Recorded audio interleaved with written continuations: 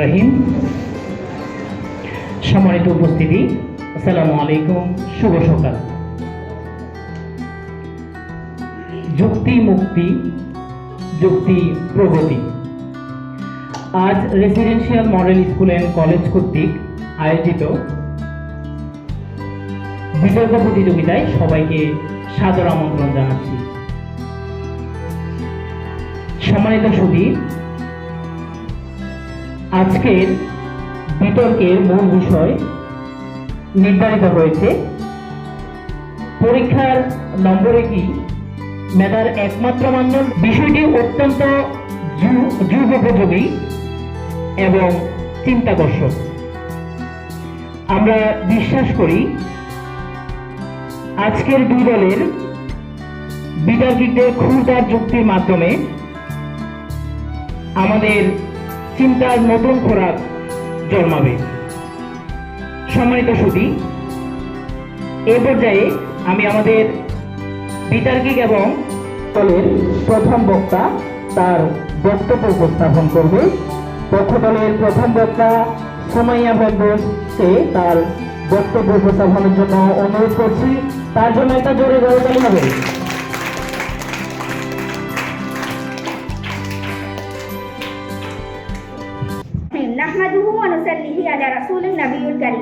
সম্মানিত সভাপতি, বিজ্ঞ বিচারক মন্ডলী, শ্রদ্ধেয় শিক্ষকবৃন্দ এবং উপস্থিত শ্রোতাবিন্দু ও বিপক্ষ দলের বন্ধুগণ, আসসালামু আলাইকুম। আজকের বিতর্কের বিষয় পরীক্ষার নম্বরই কি মেধার একমাত্র মানদণ্ড।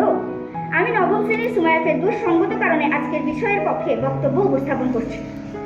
হ্যাঁ, শিক্ষা জীবনে পরীক্ষার নম্বরই একমাত্র মেধা যাচাইয়ের সবচেয়ে গ্রহণযোগ্য ও নির্ভরযোগ্য মানদণ্ড। কারণ মেধা এমন কোনো অলংকার নয় যা শুধু মনের ভিতর লুকিয়ে রাখলেই তার মূল্য প্রমাণিত হবে।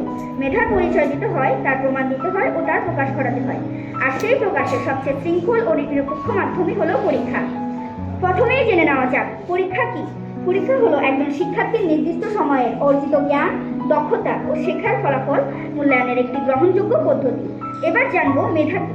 মেধা হলো মানুষের শিক্ষার ক্ষমতা, জ্ঞান অর্জনের সামর্থ্য ও স্মৃতিশক্তি ও বিশ্লেষণ যোগ্যতা এবং সমস্যা সমাধানের যোগ্যতা। মাননীয় সভাপতি, মেধা এমন একটি গুণ যা সঠিকভাবে মূল্যায়ন করা প্রয়োজন। আর সেই মূল্যায়নের সবচেয়ে কার্যকর উপায় হলো পরীক্ষা। পরীক্ষার প্রাপ্ত নম্বর একজন শিক্ষার্থীর জ্ঞান, পরিশ্রম, প্রস্তুতি এবং বিষয়বস্তু আয়ত্ত করার সক্ষমতার প্রতিফলন ঘটায়। তবে একজন শিক্ষার্থী কেবল তার জানার মাধ্যমে সীমাবদ্ধ নয়, সে কতটা জ্ঞানকে প্রয়োগ ও উপস্থাপন করতে পারে সেটিও গুরুত্বপূর্ণ। তাই একজন শিক্ষার্থীর শিক্ষাগত যোগ্যতা নির্ধারণে পরীক্ষার নম্বর সবচেয়ে গ্রহণযোগ্য ও নির্ভরযোগ্য মানদণ্ড হিসেবে বিবেচিত হয়। সম্মানিত উপস্থিতি, এবার আমি আমার বিপক্ষ দলের বন্ধুদের উদ্দেশ্যে একটি প্রশ্ন রাখতে চাই। আমার প্রশ্ন হলো, আপনারা কি এমন কোনো রাষ্ট্র বা শিক্ষা ব্যবস্থা দেখাতে পারবেন যেখানে পরীক্ষার নম্বরকে উপেক্ষা করে কেবল অন্য কোনো পদ্ধতিতে বিশ্ববিদ্যালয়ে ভর্তি ও জাতীয় পর্যায়ে শিক্ষার্থীদের মেধাক্রম নির্ধারণ করা হয়? এখন আমি আপনাদের বলতে চাই যে পরীক্ষার নম্বরই মেধার একমাত্র মানদণ্ড মেনে নেবেন, নতুবা মেধার মানদণ্ড কি হবে তা স্পষ্ট ভাষায় বলে যাবেন, যাতে আমাদের সম্মানিত বিচারক মণ্ডলী সহ সবাই মেনে নেয় এবং রাষ্ট্র যদি আপনাদের নতুন করে বানানো মানদণ্ড মেনে নেয় তাহলে আমরা পক্ষ দল আপনাদের মানদণ্ড মেনে নিব।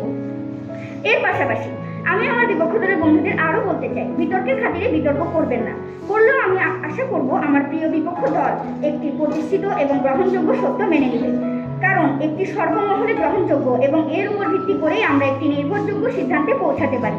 সুতরাং যুক্তি তর্ক দিয়ে সত্যকে মিথ্যা প্রতিপন্ন করা যায় না। পরিশেষে আমি আবারও বলছি যে পরীক্ষার নম্বরই মেধার একমাত্র মানদণ্ড। ধন্যবাদ। সম্মানিত সভাপতি, বিজ্ঞ বিচারক মন্ডলী, প্রিয় শিক্ষকবৃন্দ, উপস্থিত শ্রোতাবৃন্দ এবং পক্ষ বিপক্ষ দলীয় বন্ধুগণ, সকলকে জানাই আসসালামু আলাইকুম। আজকের বিতর্কের বিষয়ে পরীক্ষায় প্রাপ্ত নাম্বারই কি মেধার একমাত্র মানদণ্ড। আমি পঞ্চম শ্রেণীর নাইশিয়ানরা আজকের বিষয়ের বিপক্ষে বক্তব্য উপস্থাপন করছি। মাননীয় উপস্থিতি, আমি প্রথমত বলতে চাই মেধা একটি বিশাল সমুদ্র আর নাম্বার হলো এক বালতি পানি। একজন স্টুডেন্ট আঁকতে পারে দারুণ, সে আর্টে মেধাবী। একজন গান গায়ে ভালো, সে মিউজিকে মেধাবী। কিন্তু পরীক্ষার খাতায় কি গান, আর্ট বা মেধার খেলার নাম্বার আছে? তার মানে কি তারা মেধাবী না? নাম্বার শুধু একটি কাগজে লিখিত সংখ্যা মাত্র। আর মেধা হলো চিন্তা করার ক্ষমতা, নতুন কিছু করার ক্ষমতা। নাম্বার কি? নাম্বার সাধারণত একটি নির্দিষ্ট সিলেবাসের অধীনে নির্দিষ্ট কিছু প্রশ্নের উত্তর দেওয়ার পর প্রাপ্ত কিছু সংখ্যা। মেধার নাম্বারের জন্য সবাই গাইড মুখস্থ করে, তাই নতুন করে ভাবে না, চিন্তা করে না এটা কি মেধা নাকি বইয়ের মতো হুবহু লিখে কপি করা। নাম্বার হলো মেধার অংশ। মেধা আকাশের মতো বিশাল, আর নাম্বার হলো একটি জানালা। জানালা দিয়ে কি আকাশের পুরো অংশ দেখা যায়? না, আংশিক দেখা যায়। মেধা বলতে শুধু বইয়ের প্রশ্নের উত্তর লিখতে পারাকে বোঝায় না। একজন মানুষের সৃজনশীল চিন্তা, সমস্যা সমাধানের ক্ষমতা, নেতৃত্বের গুণ, উদ্ভাবনী শক্তি, নৈতিকতা এবং বাস্তব জীবনের সিদ্ধান্ত নেওয়ার দক্ষতা মেধার গুরুত্বপূর্ণ এসব। অথচ একটি 3 ঘন্টার লিখিত পরীক্ষা এসব গুণের পূর্ণ মূল্যায়ন করতে পারে না। অনেক শিক্ষার্থী পরীক্ষার সময় অসুস্থতা, মানসিক চাপ বা ভয়ের কারণে ভালো ফল করতে পারে না। তাই কম নম্বর পাওয়া মানে যে সে কম মেধাবী এই কথা বলা অন্যায়। আজকের বিশ্বে আর্টিফিশিয়াল ইন্টেলিজেন্স, রোবোটিক্স, এন্টারপ্রেনারশিপ এবং গবেষণার যুগে মুখস্থ বিদ্যা নয়, নতুন চিন্তা ও উদ্ভাবনী ক্ষমতার মূল্য অনেক বেশি। এসব কোন লিখিত পরীক্ষার নাম্বার দিয়ে পুরোপুরি পরিমাপ করা যায় না। আবার না, পরীক্ষার নাম্বার একটি থার্মোমিটারের মতো, এটি কিছুটা ধরা যায়, কিন্তু একজন মানুষের সম্পূর্ণ সামর্থ্য, সৃজনশীলতা, সম্ভাবনা পরিমাপ করতে পারে না। তাই আমরা কখনোই একজন শিক্ষার্থীকে শুধু নাম্বার দিয়ে বিচার করতে পারি না। একজন মানুষের প্রকৃত মেধা প্রকাশ পায় তার চিন্তায়, কর্মে, চরিত্রে, সৃজনশীলতা এবং সমাজের জন্য অবদানে। আমার পক্ষদলীয় বন্ধুদের কাছে আমার একটি প্রশ্ন রেখে আমি বক্তব্য শেষ করতে চাই। যদি প্রাপ্ত নাম্বারই মেধার একমাত্র মানদণ্ড হয়, তবে একজন দক্ষ শিল্পী, সফল খেলোয়াড়, প্রতিভাবান গায়ক অথবা একজন উদ্ভাবকের মেধা কীভাবে যাচাই করবেন? এ বলে আমি আমার বক্তব্য শেষ করছি। ধন্যবাদ সবাইকে। সভাপতি, বিজ্ঞ বিচারক মণ্ডলী, প্রিয় শিক্ষকবৃন্দ, উপস্থিত শ্রোতাবৃন্দ, বিপক্ষ দলের বন্ধুগণ, আসসালামু আলাইকুম। আজকের বিতর্কের বিষয় পরীক্ষার নম্বরই মেধার একমাত্র মানদণ্ড। আমি 7ম শ্রেণীর শিক্ষার্থী জাকিয়া সুলতানা আজকের বিষয়ের পক্ষে বক্তব্য উপস্থাপন করছি। ইতিমধ্যে প্রথম বক্তা আমাদের দলের জন্য একটি জোরদার উপস্থাপনা দিয়ে গেছেন। দেশ বিদেশের বিশ্ববিদ্যালয়ে ভর্তি, বৃত্তি প্রদান এবং চাকরির ক্ষেত্রে সর্বপ্রথম নম্বরই বিবেচনা করা হয়। বাস্তব জীবনে এই নম্বরকে মেধার প্রধান মানদণ্ড হিসেবে গ্রহণ করা হয়েছে। নম্বর একজন শিক্ষার্থী জ্ঞানের গভীরতা প্রকাশ করে। যে শিক্ষার্থী বেশি নম্বর অর্জন করে সে সাধারণত বিষয়বস্তু ভালোভাবে বুঝেছে, বিশ্লেষণ করেছে এবং সঠিকভাবে উপস্থাপন করেছে। কোনো কিছু পরিমাপ করার জন্য যেমন দাঁড়িপাল্লা লাগে, তেমনই মেধা পরিমাপ করার জন্য পরীক্ষার নম্বর প্রয়োজন। মেধাবী শিক্ষার্থীরা সারা বছর পরিশ্রম করে, তাদের এই পরিশ্রম বৃথা গেলে তাদের মনে হবে পরিশ্রমের ফল বৃথা যায়। ফলে আমাদের সমাজে পরিশ্রমী মানুষের ঘাটতি থাকবে, কিন্তু পরীক্ষা মানুষের পরিশ্রমকে বৃথা যেতে দেয় না, ফলে আমাদের সমাজের ভারসাম্য বজায় রাখে। তাছাড়া নম্বর শিক্ষার্থীকে পরিশ্রমী করে তোলে। ভালো ফলাফলের লক্ষ্য শিক্ষার্থীদের নিয়মিত অধ্যয়ন, অনুশীলন এবং আত্ম-উন্নয়নে উৎসাহিত করে। উপরন্তু একাডেমিক মেধা যাচাইয়ের সর্বোত্তম স্বীকৃত উপায় হলো পরীক্ষা। প্রতিভা, সৃজনশীলতা কিংবা নেতৃত্বের মূল্যায়ন ভিন্নভাবে হতে পারে, কিন্তু শিক্ষাগত মেধা যাচাইয়ের সবচেয়ে গ্রহণযোগ্য মাধ্যম পরীক্ষার নম্বর। অন্যদিকে নম্বর ছাড়া শিক্ষার্থীদের মধ্যে তুলনা করাও কঠিন। একজন 95 এবং আরেকজন 50 নম্বর পেলে তাদের একাডেমিক অবস্থা সহজেই বোঝা যায়। নম্বর না থাকলে নির্বাচন ও মূল্যায়ন জটিল হয়ে যেত। আরও বলা যায়, পরীক্ষার নম্বর শিক্ষার্থীদের মধ্যে দায়িত্ববোধ ও শৃঙ্খলা গড়ে তোলে। ভালো ফলাফলের গুরুত্ব তাদের সময়ানুবর্তী, লক্ষ্যনিষ্ঠ এবং দায়িত্বশীল হতে শেখায়। তদুপরি বিকল্প মূল্যায়ন পদ্ধতিগুলো তুলনামূলকভাবে কম নির্ভরযোগ্য। সাক্ষাৎকার, পর্যবেক্ষণ বা ব্যক্তিগত মূল্যায়নে পক্ষপাতের সুযোগ থাকে, কিন্তু লিখিত পরীক্ষার নম্বর অধিক নিরপেক্ষ ও গ্রহণযোগ্য। এখন আমি সম্মানিত বিচারক মণ্ডলীর কাছে একটি প্রশ্ন রাখতে চাই। মাননীয় সভাপতি, আমি আজ পক্ষদলের হয়ে যে বক্তব্য ও যুক্তিগুলো উপস্থাপন করছি সেগুলো মূল্যায়নকে আপনার নম্বর দিয়ে করবেন না? যদি আমার যুক্তির মান নির্ধারণে নম্বরই সবচেয়ে বেশি কার্যকর মাধ্যম হয়, তাহলে একজন শিক্ষার্থীর মেধা মূল্যায়নের যে পরীক্ষার নম্বর সবচেয়ে গ্রহণযোগ্য মানদণ্ড তা অস্বীকার করার সুযোগ কোথায়? আলবার্ট আইনস্টাইন বা থমাস এডিসনের মতো কিছু ব্যতিক্রমী ব্যক্তির উদাহরণ দিয়ে কোটি কোটি সাধারণ শিক্ষার্থী মূল্যায়ন করা যায় না, কারণ শিক্ষা ব্যবস্থা ব্যতিক্রমকে না, বরং সকল শিক্ষার্থীর জন্য প্রযোজ্য একটি নিরপেক্ষ ও কার্যকর মানদণ্ডকে অনুসরণ করে। তাই কয়েকজন অসাধারণ ব্যক্তির উদাহরণ দিয়ে পরীক্ষার নম্বরের গুরুত্ব অস্বীকার করা কখনোই যৌক্তিক নয়। এখানে আমি প্রতিপক্ষের কাছে দুটি প্রশ্ন রাখতে চাই। প্রশ্ন 1, যদি নম্বর মেধার মানদণ্ড না হয়, তাহলে লক্ষ লক্ষ শিক্ষার্থী যে পরীক্ষায় ভালো নম্বর পাওয়ার জন্য পরিশ্রম করে, তাহলে কি তাদের পরিশ্রমের মূল্য নেই? প্রশ্ন 2, পরীক্ষার নম্বর বাদ দিলে হাজার হাজার শিক্ষার্থীর মধ্যে কে বেশি মেধাবী আর কে কম মেধাবী তা নিরপেক্ষভাবে নির্ধারণ করার জন্য আপনাদের কাছে কি বিকল্প পদ্ধতি আছে? অতএব যুক্তি, বাস্তবতা এবং প্রচলিত মূল্যায়ন ব্যবস্থার আলোকে সম্মানিত সভাপতি, বিজ্ঞ বিচারক মণ্ডলী, প্রিয় শিক্ষকবৃন্দ, উপস্থিত শ্রোতাবৃন্দ এবং পক্ষ বিপক্ষ দলের বন্ধুগণ, সকলকে জানাই আসসালামু আলাইকুম।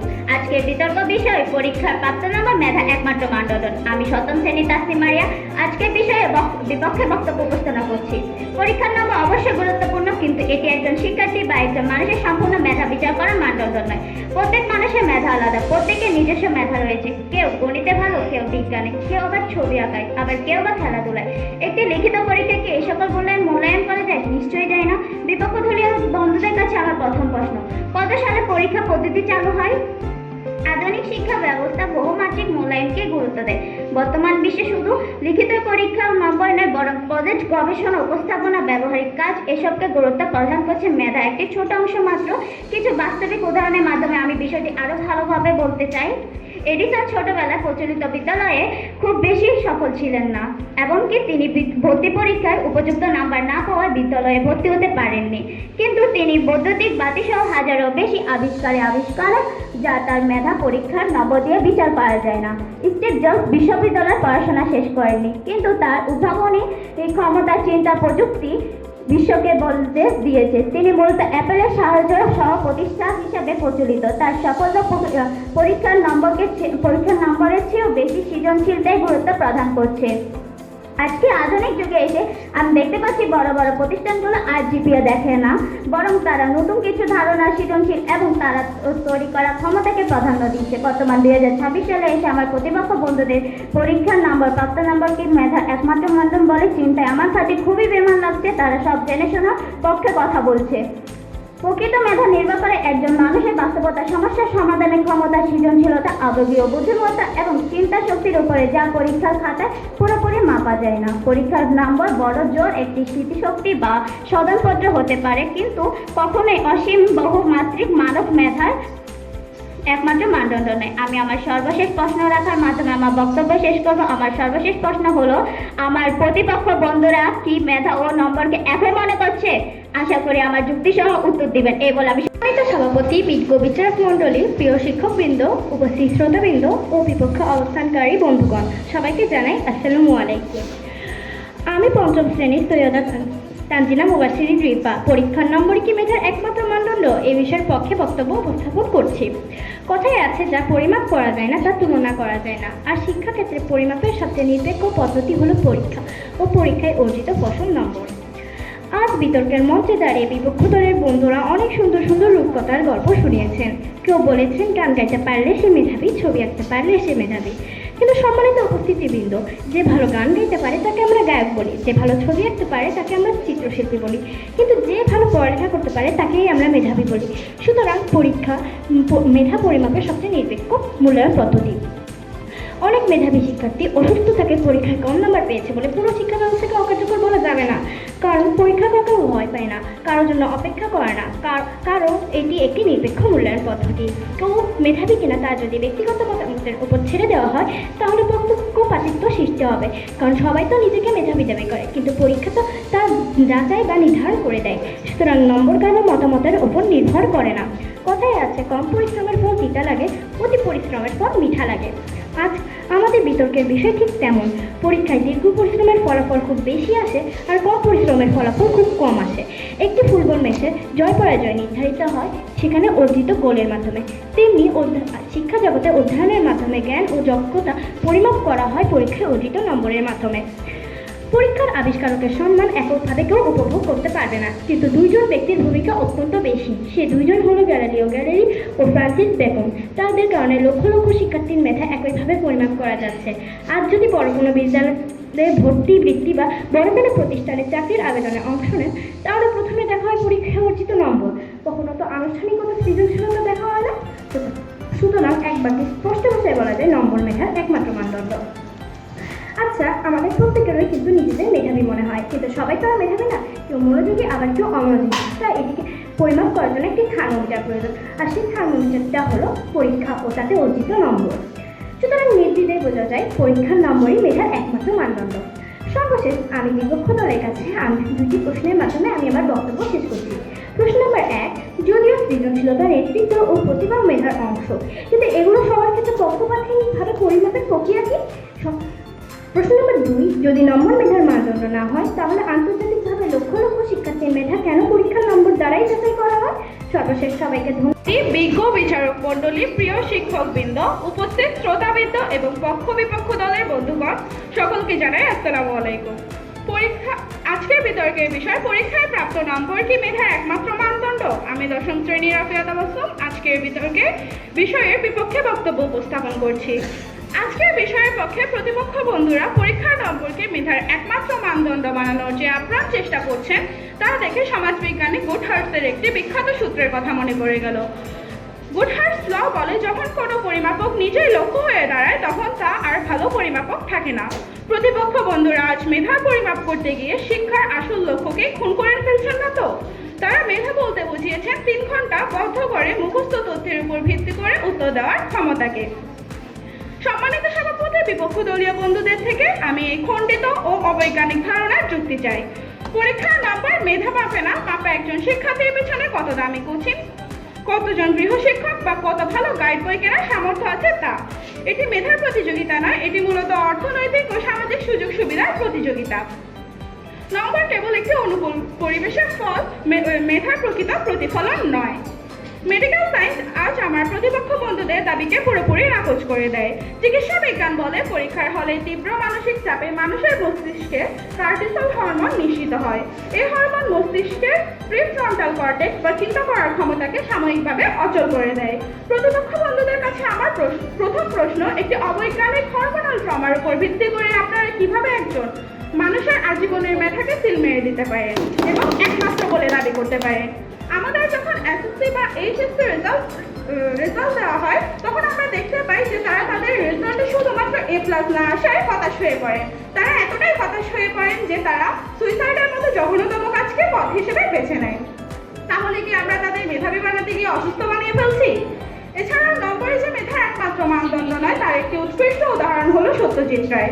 তিনি ছিলেন বিশ্বখ্যাত চলচ্চিত্র নির্মাতা ও তার ফার্স্ট ক্লাস ছিল না, কিন্তু আমরা তাকে তার সৃজনশীলতা ও অসাধারণ কাজের জন্য মনে রেখেছি।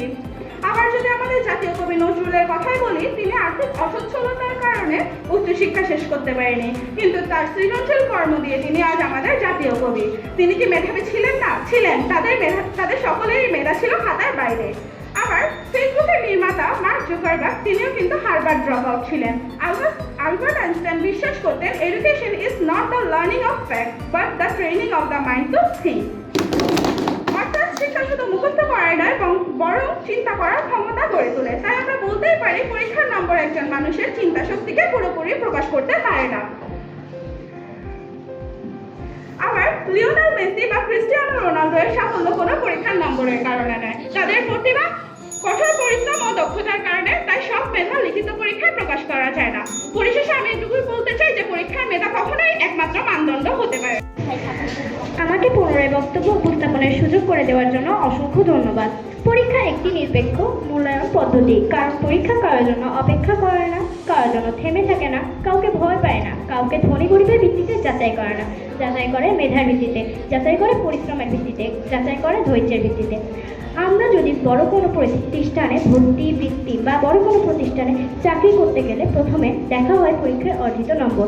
কখনো তো আনুষ্ঠানিকতা, সৃজনশীলতা দিয়ে যাচাই করা হয় না। পরীক্ষা একটি বৈষম্যহীন মূল্যায়ন পদ্ধতি, কারণ এটি চেনা অচেনা বোঝে না, শ্যামলা বন্য কালো এদেরকে চেনে না, ধনী গরিব বোঝে না, তাই এটি একটি বৈষম্যহীন মূল্যায়ন পদ্ধতি। বিপক্ষ দলের বন্ধুগণেরা বিতর্কের মঞ্চে দাঁড়িয়ে অস্বীকার করছে যে পরীক্ষার নম্বর মেধার একমাত্র মানদণ্ড, কিন্তু তা তো আর এদিকে অস্বীকার করতে পারবে না যে তারা পরীক্ষায় ভালো নম্বর পাওয়ার জন্য সারা দিন রাত পরিশ্রম করে, পড়ালেখা করে, বিদ্যালয়ে উপস্থিত থাকে। চিত্রশিল্পী, গায়ক এদেরকেও তো নম্বর দ্বারাই যাচাই করা হয়, তারপর আনুষ্ঠানিকতা, সৃজনশীলতা দিয়ে যাচাই করা হয়। নম্বর বিশ্বের মূল্যায়ন পদ্ধতির গ্রহণযোগ্য মানদণ্ড। নম্বর ছাড়া মেধা যাচাই করতে গেলে তা সঠিকভাবে যাচাই করা সম্ভব হবে না, কারণ কেউ তার স্বীকার করবে না সে অমনোযোগী, কারণ সবাই নিজেকে মেধাবী দাবি করে। নম্বর ছাড়া ফেল করা শিক্ষার্থী নিজেকে GPA 5 প্রাপ্ত শিক্ষার্থী দাবি করবে। সুতরাং পরীক্ষা একটি সত্য মিথ্যা যাচাইকারী মূল্যায়ন পদ্ধতি। আমাদের বিপক্ষ দলের বন্ধুদের প্রথম বক্তা যে প্রশ্নটা করে গেছেন সেটি হলো, যদি নম্বর মেধার মানদণ্ড না হয় তাহলে চিত্রশিল্পী ও গায়কের মেধা কিভাবে যাচাই করবেন? আচ্ছা, চিত্রশিল্পী ও গায়ক এদেরকেও তো নম্বর দ্বারাই যাচাই করা হয়, তারপর আনুষ্ঠানিকতা, সৃজনশীলতা দিয়ে যাচাই করা হয়। দ্বিতীয় বক্তা প্রথম প্রশ্নটি হলো, কত সালে পরীক্ষার পদ্ধতি চালু হয়? পরীক্ষা পদ্ধতি চালু হয় 1882 সালে। তারপরে হচ্ছে দ্বিতীয় বক্তা দ্বিতীয় প্রশ্নটি হলো, আমরা যে প্রতিপক্ষ দলেরা পরীক্ষা ও নম্বরকে কি একই মনে করি? অবশ্যই না, কারণ পরীক্ষা হলো মেধা পরিমাপের থার্মোমিটার আর নম্বর হলো থার্মোমিটারে প্রাপ্ত ডিগ্রি। তৃতীয় বক্তা যে প্রশ্নটি করেছেন, প্রথম প্রশ্ন, একটি বিরাট বিষয় ধরে কি আমরা সঠিকভাবে একটিকে সিল করতে পারবো? অবশ্যই না, কারণ এটি একটি পরীক্ষা আইটেম এবং একটি থার্মোমিটার।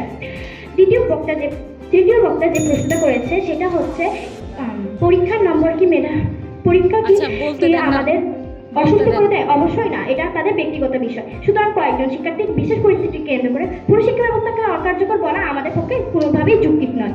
সবাইকে ধন্যবাদ। আমরা যদি লক্ষ্য করে দেখি তবে আমরা দেখতে পাবো যে পরীক্ষায় প্রাপ্ত নম্বর কখনোই ফিক্সড মানদণ্ড নয়। একই খাতায় একজন স্যার 10 দেন, আরেকজন স্যার 8 দেন। একই খাতা বোর্ড চ্যালেঞ্জ করে নাম্বার বেড়ে যেতে পারে।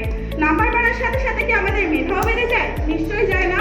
অথবা একজন ভালো ছাত্র বা ছাত্রী শুধুমাত্র টাকার অভাবে স্কুলে ভর্তি হতে পারে না, অথবা ভালো গাইডলাইন বা কোচিং এর সাহায্য না পেয়ে সে পরীক্ষায় ভালো নম্বর পেতে পারে না।